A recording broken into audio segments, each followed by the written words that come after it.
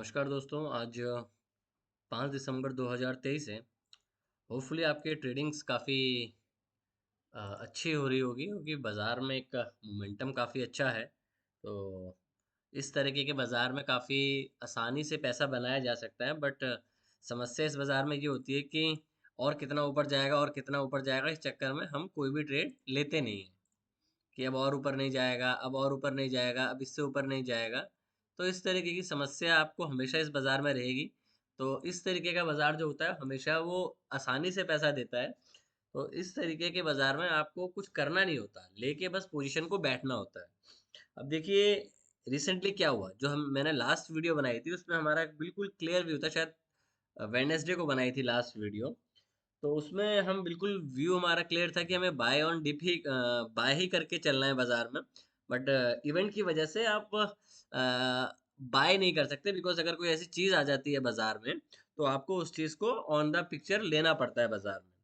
और बेसिकली होता क्या है कि अगर जब कोई बड़ा इवेंट्स होता है तो आप उनकी आईवीज जो होती हैं वो पहले से ही काफी ज्यादा बढ़ जाती हैं। तो आप उसमें हेज में भी पोजीशन इतनी अच्छी नहीं बना सकते क्योंकि फिर उसमें लिमिटेड हो जाता है। इवेंट खेलना होता है तो इवेंट खेलने के लिए आपको फिर दूर की चीजें चाहिए होती हैं। अब लेट्स से अब देखते हैं कल कल क्या हुआ था। कल बाजार एक गैप अप करता है और सस्टेन ही उसको end of the day, high of the day तक ले जाता है। अब कल के बाजार से आपको क्या समझ में आता है? कल के बाजार को हम ऑब्जर्व करने की कोशिश करें, जो कल बाजार में प्राइस एक्शन हुआ, कि आपको सारी जो तेजी मिली, मतलब 300 पॉइंट के बाद अगर और बाजार ऊपर जा रहा है तो मतलब बाजार में कौन से सेगमेंट उसको ऊपर लेके जा रहे हैं। तो इनिशियली जो कल बाजार ऊपर गया है वो लार्ज कैप की वजह से गया है।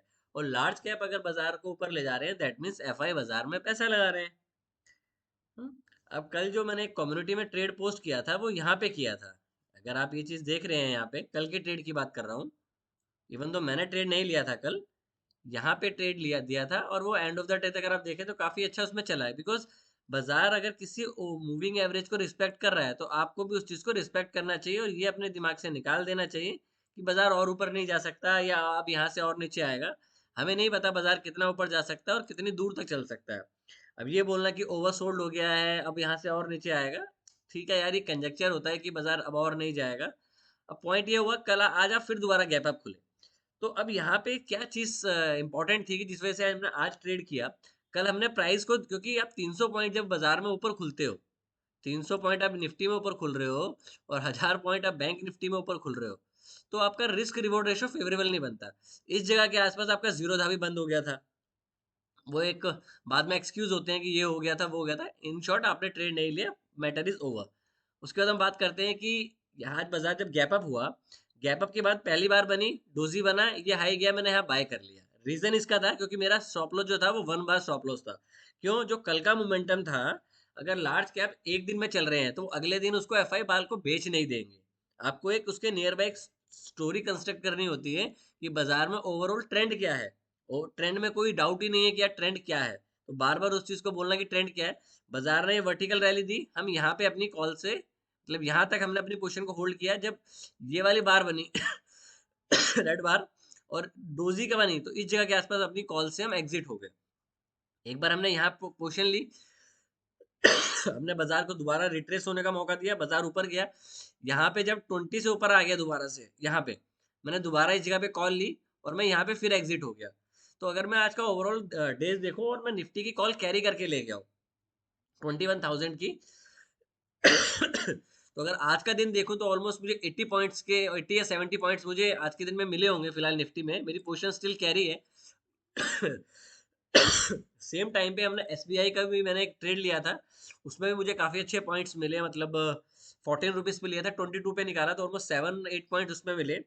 ऑल दो मैंने ये चीज आपको पहले ही क्लियर बता दी थी बाजार में मॉर्निंग में कि आपको अदानी स्टॉक्स में और पीएसयू बैंक्स में आपको पोजीशन बनानी चाहिए। क्यों बनानी चाहिए, मैं उसका रीजन आपको समझाता हूँ। जब अदानी में ये प्रॉब्लम आई थी, अदानी सागा में, कि हुआ क्या एग्जैक्टली कि हिंडनबर्ग ने न्यूज की वजह से, तो आपके पीएसयू बैंक में इनका एक्सपोजर बहुत ज्यादा था। इवन एसबीआई का जो एक्सपोजर था, अगर मैं गलत नहीं हूँ तो 27,000 करोड़ के आसपास का एक्सपोजर था। तो अगर एलआईसी का, एसबीआई, पीएसयूज का अगर इसमें एक्सपोजर है तो अब इसका बेनिफिट कौन लेगा? इसका बेनिफिट वही चीज लेंगे जिनको डैमेजेस हुए थे इस चीज के। अगर ये चीज ठीक आ जाती है तो जिनके एक्सपोजर इसमें थे तो उनकी एक फाइनेंशियली स्ट्रेंथ दोबारा बाजार में आ जाती है। तो अगर एसबीआई इसका एक बड़ा अच्छा एक एग्जांपल हो सकता है कि एसबीआई में यहाँ से डाउन साइड क्या है आपकी 2 से 3% की। अगर ऊपर साइड आप देखें तो आप 625 अगर क्रॉस करते हैं तो आप 640 635 तक बड़े आराम से एसबीआई में जा सकते हैं। तो एसबीआई इसका काफी ज्यादा एक इवन पीएसयू बैंक भी इसके काफी ज्यादा एक अच्छे एक्सपोजर के साथ इसमें मोमेंटम देखने को मिल सकता है आपको बाजार में, बिकॉज बाजार में आपको एक ट्रिगर चाहिए होता है। तो अगर जो ट्रिगर आया है कि एक ही कंट्री की कंपनी बोल रही है कि इसमें प्रॉब्लम है और उसकी सरकार बोलती है नहीं ये सब ठीक है, तो आपका इसको वाई से अवर्स है और आपको मिरर इमेज देखने को मिलेगी, जो कि आज आपको देखा है कि 1-2 दिन से, और आज तो उसमें एक बहुत अच्छी मोमेंटम देखने को मिली है। जब आज इंटरप्राइजेज ऑलमोस्ट 4 या 5% था, तो कम्युनिटी पे हमने कम्युनिटी पे पोस्ट कर दिया था कि आज अदानी इंटरप्राइज के स्टॉक्स को आप पोर्टफोलियो में भी ले सकते हो। तो अगर किसी ने लिया है तो काफी अच्छा आज मोमेंटम अदानी के शेयर्स में देखने को मिला है, इवन पीएसयू बैंक्स में भी काफी अच्छा मिला है। अब मैंने देखो मेरा इसमें वैसे इंटरेस्ट हो सकता है क्योंकि मेरी पीएसयू में एसबीआई की मैंने आज कॉल स्विंग में ट्रेडिंग में बाय करी है। अब लेट्स सी वो चलती है कि नहीं चलती है, बट जिस बेसिस पे मैंने बोली थी वो मैंने आपको शेयर करी। तो मेरी इन्फी की भी कॉल ओपन है ऑप्शंस में। उसके बाद मेरे कुछ कैश के स्टॉक्स ऑप्शन है, निफ्टी की कॉल भी ऑप्शन है, कॉल जो मैं ओपन करके ले गया हूँ। अब पॉइंट ये पे है कि अगर बाजार इसी मोमेंटम में चलता है तो अभी जो बाजार में हो रहा है वो मिस पिवट हो रहे हैं। अब मिस पिवट हो सकता है कि और 2 दिन तक चल जाए। कल हो सकता है जैसे ये बड़ी बार बनी, उसके बाद लो नहीं बना, बड़ी बार बनी, दूसरी बार पे जो लो बना उसके बाद लो नहीं बना। तो ये चीजें भी आपको कल भी देखनी है कि कल अगर मान लो बाजार 50 से 100 पॉइंट नीचे भी खुलता है, तो आपको दोबारा अपने पास इतनी कैपेबिलिटी होनी चाहिए, क्योंकि क्वांटिटी में हाफ ले गया हूँ कैरी। अगर बाजार नीचे गिरता भी है तो उसमें फर्स्ट बाइंग आ जाएगी, क्योंकि जो फोमो लोगों में रह गया है कि बाजार में रैली हो गई हमने मिस कर दिया। बाजार सबको मौका देता है बाजार में एंट्री करने का, इंपॉर्टेंट ये होता है कि आप किस बेसिस पे एंट्री कर रहे हो, है ना। तो अब जब हमने यहाँ पे एंट्री करी हम यहाँ पे निकल गए, बिकॉज यहाँ पे शॉर्ट ट्रेड भी बनता था, बट मैंने शॉर्ट ट्रेड नहीं लिया है बिकॉज ट्रेंड ऊपर है। तो ट्रेंड के साथ अगर हम खेलते चलेंगे तो काफी अच्छे पॉइंट्स आपको मिलते हैं। जैसे आईसीआईसी में काफी अच्छे पॉइंट्स मिले ऑप्शंस में। आपके अगर 22 रुपए की कॉल ऑलमोस्ट 60 रुपए तक गई। तो वो सब चीजें अगर आप करते हो, होल्ड करते हो, क्योंकि आईसीआईसी में क्या था कि मतलब फ्राइडे को जो हम निकले तो संडे को रिजल्ट थे। अगर ये इवन डे नहीं होता तो शायद हो सकता था, ये जो मेरे को 400 450 पॉइंट की रैली हमने निफ्टी में छोड़ी है, ये हो सकता था मिल जाती, बट एनीवे ये रैली आपने अगर मिस करी है तो आप उसके बाद बाकी चीजों से उसको कंपनसेट कर सकते हो। और बाजार में रिग्रेट करना छोड़ दो कि मैं ये चीज छोड़ दी तो मुझे अब आगे कैसे करूंगा। बाजार आपको हमेशा मौका देता है, आज बाजार ने आपको मौका दिया, बाजार आज भी गैप अप खुला, बट आज आपको बाजार में मौका मिला, आपने 60-70 पॉइंट लिए आज बाजार में। क्योंकि अगर बाजार आपको मोमेंटम इंडाइसिस में नहीं दे रहा है तो स्टॉक्स में दे रहा है। तो एक ट्रिगर था जब स्टॉक्स अदानी की वजह से आपकी डाउन साइड शुरू हुई थी। अब अदानी एक ट्रिगर पॉइंट हो सकता है, प्लस आपके पास एक सेंटिमेंटल इम्पैक्ट भी पड़ जाता है कि आपका जो न्यूज़ अदानी पे आई है और जो रिजल्ट आए हैं आपके इलेक्शंस के, उसका एक पॉजिटिव इम्पैक्ट ही पड़ता है। अब इस टाइम पे आपको ये भी कॉशियस रहना चाहिए कि बाजार में इस टाइम सारे बुलिश हैं, बट बुलिश के साथ साथ आपको ये भी देखना है कि लॉन्ग लॉन्ग कितने हैं। अगर लार्ज कैप स्टॉक चलेंगे तो आपका इंडाइसिस चलेगा ही चलेगा। अभी आपका आईटी अंडर परफॉर्म कर रहा है। अगर मान लेते हैं, अगर आप नेस्डैक का चार्ट देखते हैं तो नेस्डैक के चार्ट में एक नीचे से एक मूविंग एवरेज से ऊपर ऊपर देखें तो एक हैमर बना है कल। तो अगर उसमें आज रैली होती है तो कल आपका आईटी आईटी में परफॉर्मेंस आती है, क्योंकि लास्ट में आप देखेंगे टीसीएस में और इन्फी में लास्ट में रैली देखने को मिली है। अब लेट्स सी वो होता है कि नहीं होता है। फिलहाल बाजार का view sell on sorry buy on dip है। अगर आपको 100-150 पॉइंट की डिप मिलती है बाजार में तो आपको स्विंग के बाद उसमें एग्जीक्यूशन ही करना है बाय की साइड। बुल रन में ये हो सकता है कि आपको वर्टिकल डाउन साइड नीचे को आए, तो आपको वहां पे पेशेंटली देखना है और वहां पे एग्जीक्यूशन करना है बाय का ट्रेड।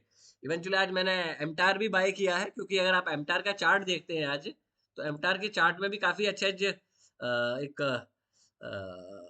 मोमेंटम है। देखेंगे अगर आप ये देखिए,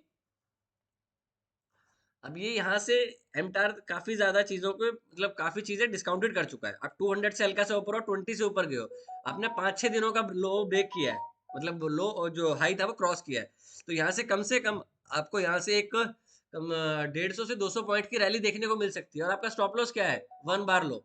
तो इस तरीके के ट्रेड आपको ढूंढने चाहिए, या आप मार्केट की थीम के हिसाब से चलो, क्योंकि एमटार का काम क्या है, इंजन का जो आपके डिफेंस के शेयरों में चीजों को प्रोवाइड करना, जो वो पार्ट्स उनके अवेलेबल करवाते हैं। तो जैसे मैंने ये लिया है, आज एसबीआई लिया है, आईटीसी में मेरे पास 3-4 दिन से होल्ड है। कोल इंडिया होल्ड है, हिंद कॉपर होल्ड है, एनटीपीसी से मैं कल निकल गया था एग्जिट, इवन दो आज फिर वो 4% चला। तो इस तरीके की चीजें आपको ऑब्जर्व करनी है और ट्रेड करने हैं। जैसे मैं आपको लाइव मार्केट में भी आज बता रहा था कि मैंने ट्रेड किस बेसिस पे लिया, और यहाँ पे क्लियरली मैंने आपको रीजन एक्सप्लेन किया कि मैं यहाँ से क्यों अपनी कॉल से एग्जिट कर रहा हूँ। इस जगह के आसपास मैं अपनी निफ्टी की कॉल से एग्जिट हुआ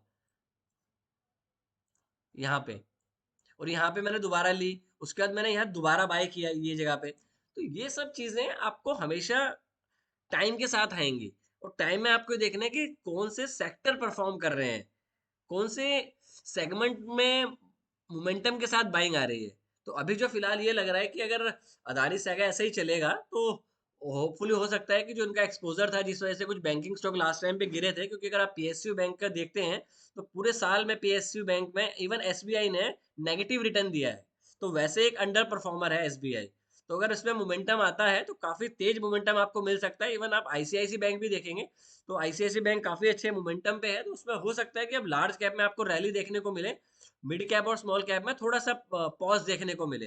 तो अपने आप को साथ साथ में मिड कैप और स्मॉल कैप से अपने पोर्टफोलियो को शिफ्ट भी करना चाहिए। मेरा इसमें डिस्क्लोजर ये है कि मेरी कुछ स्टॉक्स में पोजीशंस हैं जो मैंने आपके साथ शेयर करी है।